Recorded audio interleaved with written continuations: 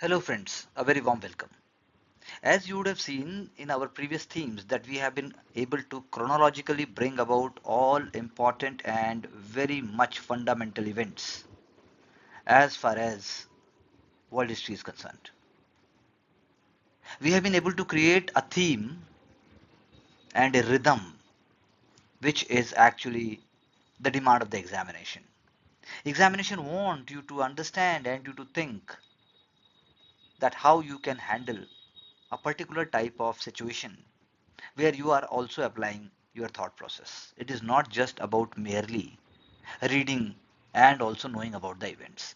That is why as a part of this program, I have been again and again asking you, and even personally in my WhatsApp calls and also in our discussions and also through our personal interactions, that you must be more curious, you must be more updated, you must be more relaxed, you must be more consistent, even with the newspaper series that we are doing, so that you can make a more sense out of it.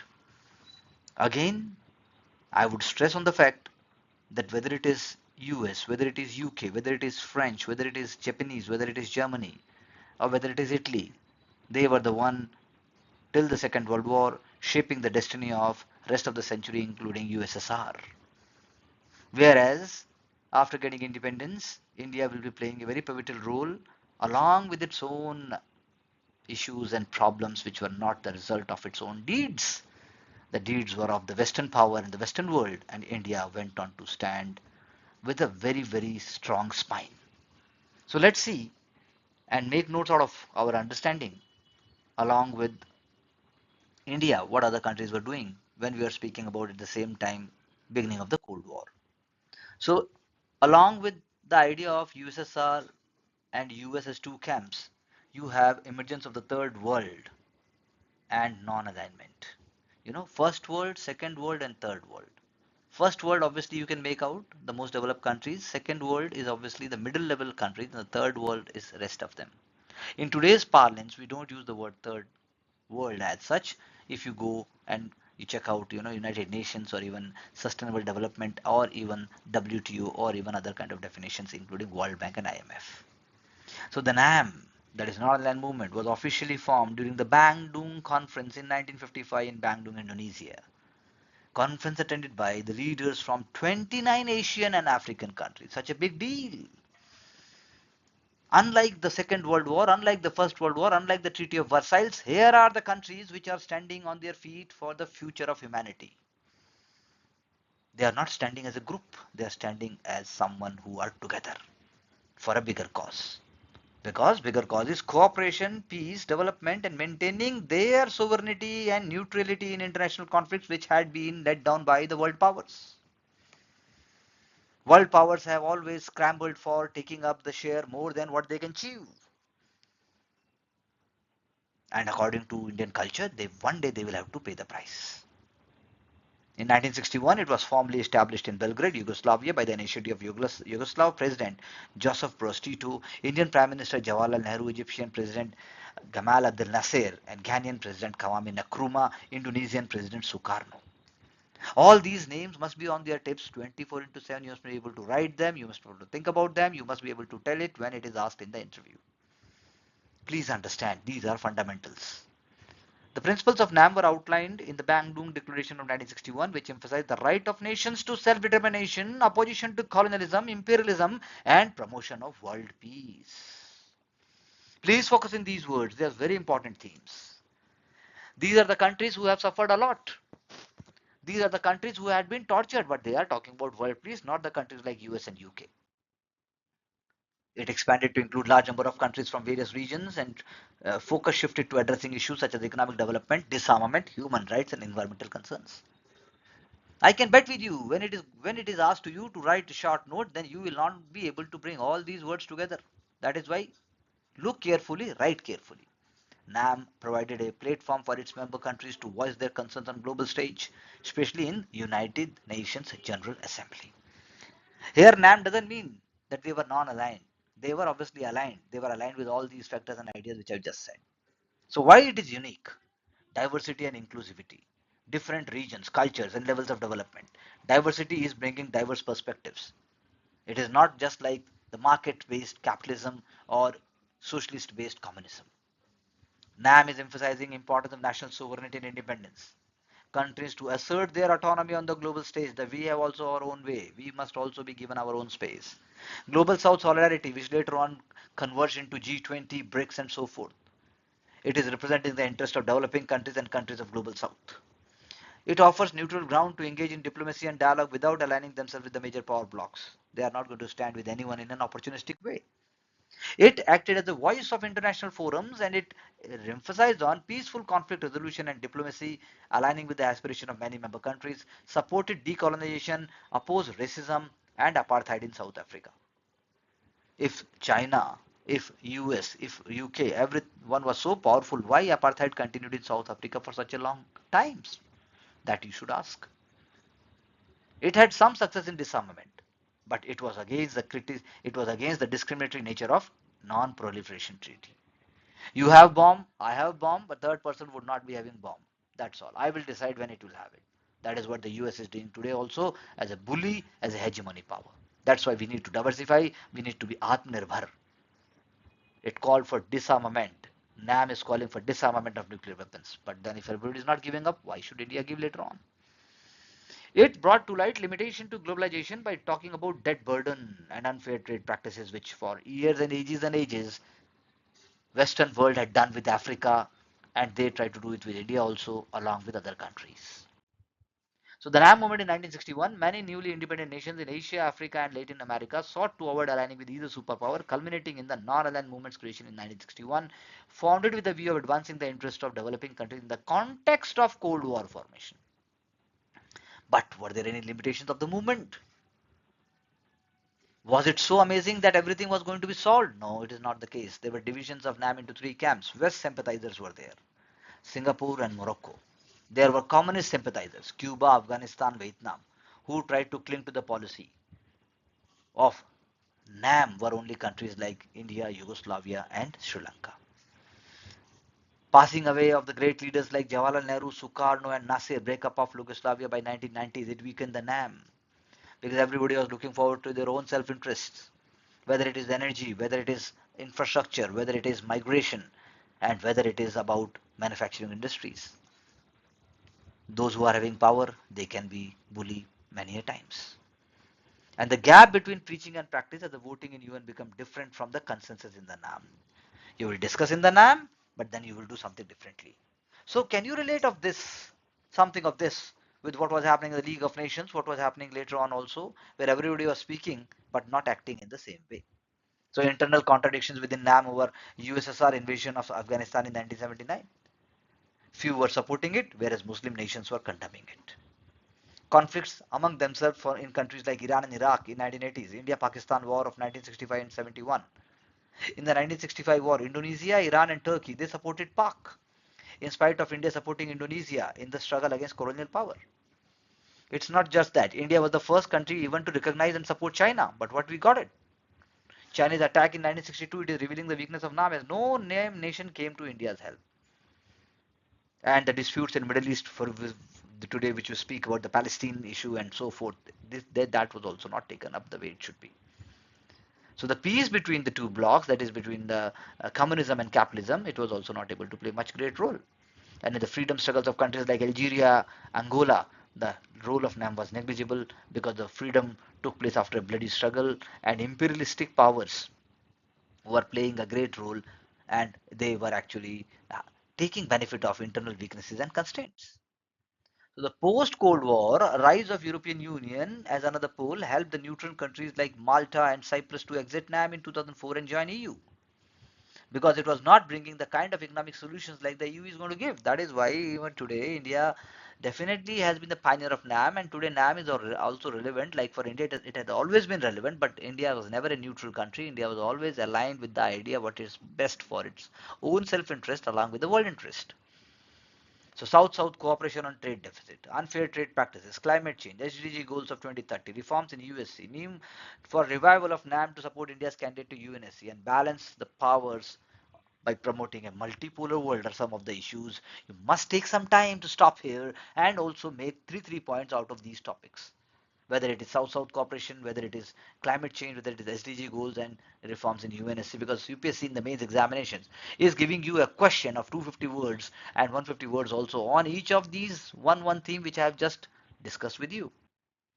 That is why the original 1961 non-aligned movement conference attendees, they played a very important role. You can look here at the world map. It is very important for the prelims to know the location of different countries, and in the mains you can write a couple of ideas. Suez Canal crisis of 1956 was caused due to Egyptian President Nasser's actions, because he went on to nationalize Suez Canal. Now, like today's Red Sea crisis that we see, similarly of that sort, you can think about Suez Canal. Moment Nasser is doing so, there was intervention by the Britain, France, and Israel. But international condemnation, particularly from the US, led to a withdrawal of their forces. And heightened global awareness of the shift in power dynamics was also playing a very important role. Because unlike today, when the world was divided into different blocks of communism and also of capitalism, and at the same time more churning was taking place, US was looking forward to promoting its own interests. That is why it was more wary of the fact that if Britain, France, and Israel, they are going to control a Suez Canal, that its interest will be hurt. But at the same time, if Suez Canal is under Egyptian control, then probably US interest will be preserved. So the third world became an ideological influence ground between the United States and the Soviet Union. That is what. As far as India is concerned, India always wanted a peaceful resolution. Always wanted that it is having a great benefit to the Egyptians. It must remain the sovereign control of Egyptians, because that is what you know is the truth. Similarly, the space race in 1955 to 1972, one has to understand that both the countries were competing for supremacy in space exploration. India, being one of the largest space power in today's times, it never competed with anyone else. It only competed with itself, following the ideals of Homi Jahangir Bhabha and even Dr. Vikram Sarabhai and the great scientist and our ex-president, Honorable APJ Abdul Kalam, among others. Even Satish Dhawan sir played a very important role. So the space exploration by the US and USSR, it was seen as a symbol of national security and symbol of ideological dominance, unlike India, which believes in world peace, harmony, and also protecting its national interest. So origin of space race can be traced back to the scramble for German rocket technology and the personnel by USSR and USA by the end of Second World War. The competition began when Soviet declared on August 2nd, 1955 to launch artificial satellites. That's how the USSR started. And it did it by launching Sputnik 1 on October 4, 1957. It is a very important PT fact. So who did it first? USSR did it first, ahead of United States. And the climax of the space race came on July 20, 1969, when US successfully landed first humans on the moon as a part of Apollo 2 mission. Astronaut Frank Borman later referred to this achievement as just a battle in the Cold War. Space race concluded with a period of detente marked by April 1972 agreement on the cooperative Apollo-Soyuz test project. Apollo-Soyuz test project. And this collaboration culminated in July 1975 with rendezvous in Earth orbit between a US astronaut crew and a Soviet cosmonaut crew. Today also, if you see the International Space Station, it is collaboration of more than one country, including US, USSR, and so forth. During the space race, significant scientific advancements were made in intercontinental ballistic missile, launch vehicles, and space technologies. India, if you think about parallelly, was creating its own trajectory by its own efforts, because even if it is Russia, it was not ready to provide the cryogenic technology to India, which India got it by its own dint and merit. So it's very important to understand the timeline for space. If you see it very clearly, you will find that this kind of development from 1955 onwards, July 1955, January 1954, August 1959, and so forth, very important is understanding that what is happening. If you just Google it, you will also find it between 1955 to 1975. But how thaw was there in Cold War from 1953 to 62? The confidence building measures between the two blocs took place after the death of Stalin in 1953. because the new Russian leaders, especially Khrushchev, contributed towards a thaw in Cold War as he wanted to improve relations with the US. He explained his policy in 1956 where he criticized Stalin as a part of the de-Stalinization campaign. He declared the only way to perform for USSR in the future is to reform and move away from Stalin's policies. And we have to acknowledge the errors that we have made in the past by being so brutal and authoritarian. He spoke about peaceful coexistence with the West was possible, and in the long run wanted economic superiority of communism over capitalism. Nikita Khrushchev explained new policy in his famous speech, and he was criticizing Stalin, but the goal was to make sure that communism thrives. And he was of the view that a peaceful coexistence is the key, as I just said. That is why there are only two ways: either peaceful coexistence, either the most or the most destructive war in the history. There is no third way. So here India becomes important because India always believed in this. India always followed this in spite of mistrustful and also anti peace neighbors, including China and Pakistan. Similarly, Eisenhower, when he became president of the USA in 1953, he reduced military spending by one-third while continuing to fight the Cold War effectively. Anti-communist feelings in the USA, which had been stirred up by Senator McCarthy, they were discredited by 1950s and so forth. So the strategic peace itself was showing first signs. The signing of peace agreement at Panmunjom, which ended the Korean War in July 1953, very important for the prelims, and in the mains also you can get one question. Indochina also ended in the next year, war also ended. Russia ready to make important concessions. For example, it ready to give its military bases in Finland, lifted their veto on the admission of 16 new members of the UN, quarreled with Yugoslavia, was healed when Khrushchev paid a visit to Tito, and Comintern was abandoned, suggesting more freedom to the satellite states of the Eastern Europe. The signing of the Austrian State Treaty at the end of the war in 1945, one can say that Austria was divided into four zones of occupation like Germany. So by May 1955, things were different. And the capital Vienna in the Russian zone was there. Unlike Germany, she was allowed her own government because she was viewed not as a defeated enemy, but as a state liberated from Nazis. Though it has also played a very, very blunder and a negative role when we speak about the early 20th century and 19th century role is concerned. The Austrian government had only limited powers and the problem was similar to the one in Germany. No permanent settlement seemed likely, but in early 1955, Russians were persuaded mainly by the Austrian government to be more cooperative. They were afraid of a merger between the West Germany and the Western Austria.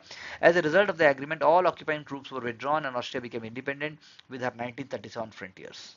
She was not to unite with Germany. Her armed forces were strictly limited. She was to remain neutral in any dispute between East and West Germany. This meant that she could not join either NATO or nor European Economic Community. At one point, one can say Austrians were unhappy about the loss of the German-speaking area of South Tyrol, and which Italy was allowed to keep. So you can say that these are the kind of the strategic changes. So you say Carinthia, Styria, Lower Austria, Vienna, and Burgenland, Upper Austria, Salzburg, and this is Tyrol. So one can see that how it is divided into four zones with the four different countries, and even uh, Russia is having a great influence as far as Lower Austria and Burgenland is concerned, and Britain, and even you can say US were also having a very important role. Similarly, one can think about that what is happening in 1990s. Czechoslovakian Federation, it is going to undergo different changes, and as far as Germany and Balkans is concerned, that is also going to a kind of churning, as we have discussed in our previous lecture also, that German unification will be taking place by 1990s.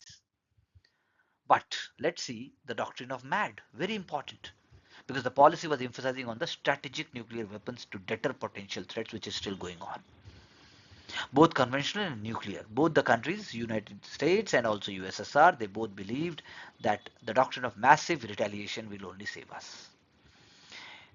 If there is going to be an attack, other enemy must not survive.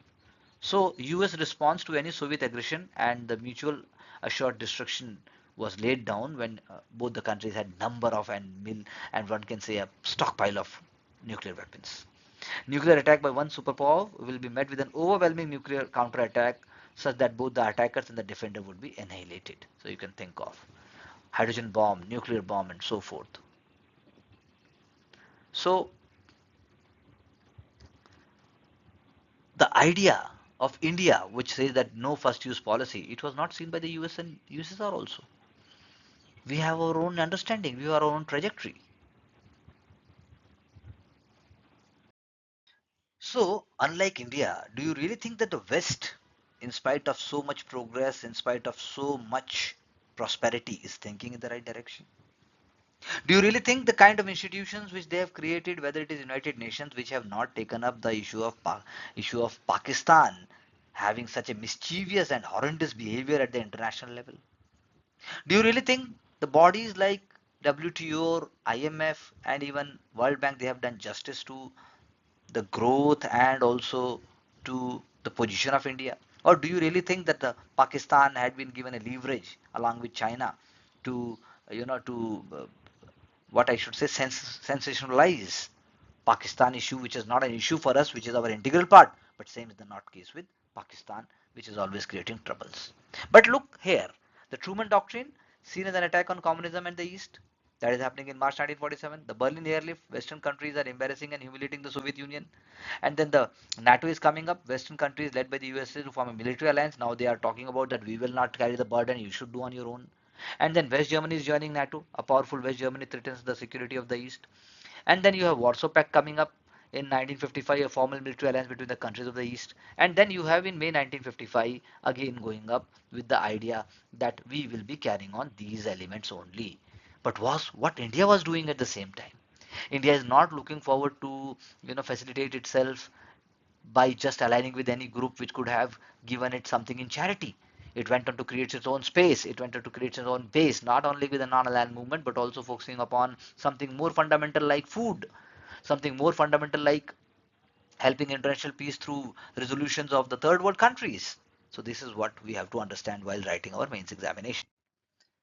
Soviet definitely played a pragmatic game of chess, unlike the US, because the Khrushchev's policy of de-Stalinization and also peaceful coexistence with the US doesn't mean that he was going to have a relaxing grip on Russia, or for that matter on the satellite states which are part of the United USSR, which you call it United Soviet Socialist Republic. So an uprising was there in Budapest and in Hungary 1956 against the communist government, which was ruthlessly crushed by Russian tanks. Again, I'm repeating, Warsaw Pact was signed between Russia and her satellite states. Mutual defense agreement. Russia also continued to build their nuclear armaments, and today also they are world's one of the largest. The most provocative action of all was when Khrushchev installed Soviet missiles in Cuba in 1962, which is called as Cuban Missile Crisis. The situation in Berlin was more difficult due to the difference in economic conditions of the two regions, and the large number of refugees, around 3 million, escaped in 1945 from the East Germany into West Berlin. So Berlin was erected in 1961 so that nobody can even cross it, which was finally dismantled in 1989-90. And those pieces are now found in museums. So you can think of what kind of countries are these, what kind of world vision they have. Stalin's death in 1953 and in the integration of West Germany into NATO in 1955 under the Paris Pact of 1954 led Soviet to form Warsaw Pact as a formal alliance of 8 communist states in the Eastern and Central Europe. Non-interference in the internal affairs of its members was a condition, but then it will not be happening. But it was a collective defense treaty which also worked with the Council of Mutual Economic Assistance, like what we can see later on with the European Union, what it is doing for the economic integration among the communist states, obviously, which did not survive post 1990s. Please remember the map, please check up the locations, please do see PT में question अवश्य आएगा, PT किसी को भी देना पड़ सकता है, whoever wants to get success. So European Economic Committee, this is a very, very different thing. This is also you have to see that how from 1952 the original members of the European one can say Economic Committee were different, and then you have EEC by 1957, and then you have another, I should say, growth going on in 1973, then 81, then 86, and then 90, and that's how finally you can always get a question on the evolution of European Union indirectly. So we have to understand that how Germany, reunified Germany, is only joining it in 1990. We have to understand the original members of the West Germany, Belgium, Luxembourg, Netherlands, and so forth. Whereas UK, which is no more part of the European Union, it joined only in 1973. And then Greece is also joining by 1981. No, I should say, yeah, 1981. Let's talk about crisis in Poland. There was a general strike and a massive anti-government and anti-Soviet demonstration in Poznan, that is Poznan, in June 1956. The banners were reading out bread and freedom, and the workers were protesting against the poor living standards, wage reductions, and high taxes. Although they were dispersed by Polish troops, tension remained high throughout the summer. In October, Russian tanks surrounded Warsaw, the Polish capital. Though as yet they took no action, in the end Russia decided to compromise. That is, Gomulka, who had earlier been imprisoned on Stalin orders, was allowed to be reappointed as first secretary of the Communist Party. It was also accepted that Polish communism could develop its own way, provided the Poles went along with Russia in foreign affairs. The Russian obviously felt that Gomulka could be trusted not to stray too far, and the relations between the two states, that is Poland and Russia, will remain reasonably smooth. Although the Polish version of communism would not have been accepted by Stalin. So you can say today's Poland, what it had seen in the Second World War, First World War, and today also, and you can again think of what Russia now thinks of Poland. For example, the collectivization of agriculture was introduced very slowly in Poland, and probably only about 10% of farmland was ever collectivized. Poland also traded with countries outside communist bloc. Gomulka remained in power until he resigned by 1970. So this is how it is. Things have been changing, and also people have been demanding. So you can now compare even Indian democracy, which Western world speaks about unrest, Western world speaks about communism in India, Western world speaks about gender disparity, Western world speaks about patriarchy, and Western world speaks about in a disparaging manner about Indians. We are not like that. We had been most amazing, and also having our own issues, but we have solved them with a lot of grace and dignity, unlike the Western world. Hungary Revolution 1956 also led see spontaneous uprising against the Soviet imposed policies of Hungarian People's Republic. Despite its ultimate failure, the revolution had profound impact and played a role in the eventual fall of the Soviet Union. This is very important to see. Several factors. They despised Russian control, very true. Secret police known as AVH. They were also discontent with the Russian controlled economy, which led to poverty in Hungary because they also wanted to grow. The strict control over education system and the censorship of information formed by Soviet Union, banning so many creative artworks and also other forms of entertainment, banning of religion by Communist Party, and imprisonment of Cardinal Mindszenty, a prominent religious leader, which angered the Orthodox Hungarians. So religion, culture, political, economical, social, cultural, nowhere they were satisfied with being under Russian control as a satellite power. So an unorganized rebellion led by students, workers and soldiers in Hungary, they launched attacks against the secret police and Russian soldiers. They also demolished a statue of Stalin. Imre Nagy, a moderate leader with pro-Western stance, became the new prime minister on October 1956, appealed to Khrushchev to Soviet premier to withdraw Russian troops. And surprisingly, Khrushchev agreed on October 20, 1956. Russian army pulled out of Budapest for a brief period. Hungary experienced freedom. The new Hungarian government introduced democracy, freedom of speech, freedom of religion. Mind it, these things are there in India from day one. And Cardinal Mindszenty was released from prison. And in 1956, Hungary intended to leave Warsaw Pact. That did not sit well with Khrushchev, and soon 1,000 Russian tanks entered Budapest. They crushed Hungarian army, seized control of Hungarian radio. Imre Nagy and other leaders were executed following secret trials. Khrushchev installed pro-Russian figure Janos Kada as the new prime minister. So the aftermath of the Hungarian Revolution will be seeing a severe repression, arrest of thousands of Hungarians and imprisonment and execution. Around 2 lakh Hungarian refugees sought asylum in Austria. Russia's control over Hungary remained intact behind the Iron Curtain. So as we have seen, the causes will be the fuels shortages and bad harvest, discontent and protest about lack of freedom, and Imre Nagy's reforms. Whereas consequences is more tighter control over the Eastern Bloc. US's reputation as the protector of freedom is ruined because it was not able to do so. And today also we can say what it did in Afghanistan, what it did in Iraq, and what it did in the rest of the world. And also it is trying to bully others. Worsening relations between the USA and Soviet Union into the 1960s. Whereas Vietnam, let's speak about 1946 to 54 and 1961 to 75, because Indochina, which consists of three areas, Vietnam, Laos and Cambodia, you can see the map, it will come in the prelims, was part of the French Empire in Southeast Asia and was scene of almost non-stop conflict from the end of Second World War. So there are phases. The first phase is the conflict of people of these areas fought for and won their independence from the French. That is the first phase. Second phase, civil war in South Vietnam, where USA intervened to prevent further spread of communism, but eventually it had to admit failure. That is why you check out any of the series of the US, especially the spy series and also detective series, they will keep on talking about, I have served in Vietnam, I have served in Vietnam, I'm a Vietnam veteran. That such was the impact, and even US was not able to make a difference. From 46 until 1954, Vietnamese were fighting for independence from France. Resistance to both Japanese and French were organized by the League of Vietnamese Independence, Vietnam, led by Communist Ho Chi Minh. Very important leader, great leader. India having great relations. If you speak about both of Ho Chi Minh, then you will see that he was also greatly inspired by Indian independence. Leaders like Mahatma Gandhi and even Soviet, so I mean to say, communist leaders also inspired him greatly.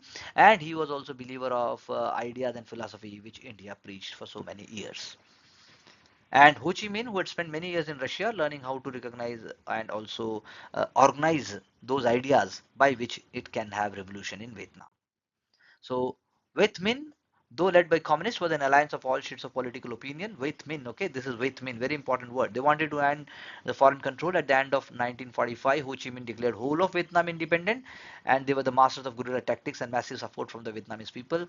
And because the French still suffering from after effects of the Second World War, they failed to send enough troops, and that's how in 1950 the new Chinese Communist government of Mao Zedong supplied the rebels with arms and equipment. The USA also became involved, seeing the struggle as a part of Cold War and the fight against communism. Americans supplied the French with the military and economic aid, but it was not enough. Americans were determined to take French place in order to prevent spread of communism throughout the Southeast Asia. That is why the game was going on.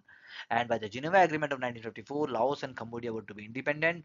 Vietnam was temporarily divided into two states at the 17th parallel, like the 38th parallel in context of South and North Korea. Ho Chi Minh's government was recognized in North Vietnam, Ho Chi Minh's government, and South Vietnam was to have a separate government for the time being, but the elections were to be held in July 1956 for the whole country, which would then become united. This was the plan. So elections were never held, and a repeat performance of Korean situation was seemed likely. A civil war gradually developed in South Vietnam, which actually involved finally North Vietnam also, and USA also coming into the picture. So you can please have a look very clearly. The Democratic Republic of Vietnam, how it is there in the north. Laos is separate. Cambodia is there in the there in the south, and also the state of Vietnam in the south. So that's how it is. Then Vinh Phu in north, Hanoi also in the north, and Saigon, very important. Battle of Saigon is there in the South Vietnam. You please remember these important keywords and also try to see the topography and also geography, because in prelims it can also come up that what is the location of Laos, how Laos is a landlocked country, and at the same time not Vietnam is also having a border with China. Thailand is also having a border in Thailand not having a border actually, I should say, and how these countries are actually now the powerhouse when we speak about Vietnam as a growing economy and as a textile power. So the safe village policy was introduced, in which local peasants were moved in mass into fortified villages, living with Khong isolated outside. This was failure because most of Viet Cong were peasants and simply continued to operate inside the villages. Now, when Lyndon Johnson came to power in 1963, he assumed that Viet Cong were controlled by Ho Chi Minh, and he decided to bomb North Vietnam in 1965 to hope that Ho Chi Minh will call off the campaign. Many historians have blamed Johnson for committing the uses so deeply in Vietnam, calling it Johnson's War. Over the next 7 years, a greater tonnage of bombs were dropped in North Vietnamese cities than in Germany during the Second World War. And even Agent Orange was also, you just Google it. So this is a very desperate situation, inhumane situation, and no crime was ever pressed against the US, which speaks about equality, democracy, and so forth. So in addition, over half a million American troops arrived in South, and in spite of their massive efforts, Viet Cong still managed to unleash an offensive in February 1968, which captured something like 80% of all towns and villages. So on March 31st, 1968, Johnson announced that he would suspend the bombing of North Vietnam and freeze troop levels and seek a negotiated peace. In May, the peace talks opened in Paris, but no quick compromise was reached, and the talks continued in the Richard Nixon's time, who realized that the new approach was needed since public opinion would hardly allow him to send any more American troops. Nixon's new idea was known as Vietnamization of the Americans. Vietnamization is, you can say, the rearming and training South Vietnamese army to look after the defense of the South Vietnam. And this would allow gradual withdrawal of the American troops. In fact, half of them already been sent back home by mid-71, and it was of no avail. At the end of 1972, Viet Cong controlled the entire western half of the country. So Viet Cong was moving ahead. So by now Nixon was under pressure both at home and from the world opinion to withdraw, and several factors caused a revulsion of feeling against the war. The terrible bombing of North Vietnam, Laos and Cambodia, because South it was believed that we will be able to control and we will be marched towards North. the use of chemicals to destroy jungle, as I just said, and inflammable napple jelly, which burned people alive. After effects of the chemical caused many babies to be born deformed and handicapped. I would just suggest just Google Vietnam War iconic picture, and you will see picture of small children running on the street in a very horrible and a very pathetic condition. Deaths of thousands of innocent civilians. Most notorious incident took place in March 1968 when American soldiers rounded up inhabitants of, you can say, nearby areas, and then 9 years of bombing, as I can just show you, every 8 minutes and 24 hours a day. North Laos was bombed by the United States because large areas were controlled by Pathet Lao, the Lao Communist Movement, as I just give you another name, PATHET, and thousands of civilians fled the bombing, creating huge numbers of internal refugees. The Lao leadership moved their headquarters into caves in Sam Nua, that is Hoa Phra province. Southern Laos was bombed mainly to disrupt the use of Ho Chi Minh's trail. The trail consisted of large number of networks, including road paths and rivers running through Laos and Cambodia. It was used to smuggle people and equipment from North to South Vietnam because South Vietnam was to be won, and the trail was hidden from aerial observation by both natural and man-made camouflage. American strategy was therefore to subject large area of intensive bombardment, and they were not successful. The US Air Force missions, you can see, between 1965 to 1973, and the bombing, you can see that it was very massive and huge, but still America was not able to do anything. So you can think of that it can completely obliterate even the Iranian nuclear program in these days. So as well as uh, the idea that American prestige was at stake and the failure had a profound effect on the American society. Involvement in the war was seen as a kind of a terrible mistake, and this, together with the Watergate scandal, which happened in the US, forced Nixon to resign, shook confidence in political system that could allow such thing to happen. War veterans, instead of being treated as heroes, often found themselves shunned. Future American governments would have to think very carefully before committing the country so deeply in any similar situation. So war was a victory for the communist world, though both Russian and Chinese reacted with restraint and did not boast about it to any great extent, perhaps indicated that they wished to relax international tensions, though they now had another powerful force on their side, that is Vietnamese army. So history of Vietnam War, as I just discussed with you, you can always get a question in the mains examination. And by January 1961, here we can see there was a Democratic Republic of Vietnam. President Ho Chi Minh is there, and there another President Nguyen Hu Tho, and the division which is there along with the 17th parallel, which was supposed to be not there because the communist movement and the communist ideas, they were penetrating toward the south, and as we have discussed in details, that how Ho Chi Minh and its army and strategy were able to do so. So PYQs, when you see, they discuss the relevance of non-aligned movement in the post-Cold War era, analyze the cause and impact of the Korean War, we have already discuss the rise of nationalism in Africa after the Second World War, we will discuss that separately. Discuss the role of USA and USSR in the decolonization process. Somehow indirectly we have seen, assess the economic consequences of the post construction of Europe. We have already discussed the causes and consequences of Vietnam War. Cold War was an ideological conflict and a power struggle. We already discussed it. Explain the significance of non-aligned movement in global politics. We have seen. Explain the origin, cause and consequences of Korean War. We have discussed in the previous lecture. Assess the process of European integration from ECSC to European Union. We have discussed, not in very details. And the non-aligned movement reflected post-colonial aspirations. We have already discussed in the causes and outcome of Vietnam War on a broader Cold War context. This is also what we have seen. So what is very important for you is to align these ideas and goals as we have discussed in our other conversations, and also part of your answer writing, which is part of this program, that NCRT, that is contemporary world, you must also finish and make notes out of it, and then we are going to solve the questions as many as possible so that this program becomes successful for you and you are able to solve all the questions on the world history as far as the general studies and even optional subject is concerned, including the history optional. Thank you very much for being with Ansarkari, joining its different programs, and also moving towards your success with transparency, honesty, and your hard work.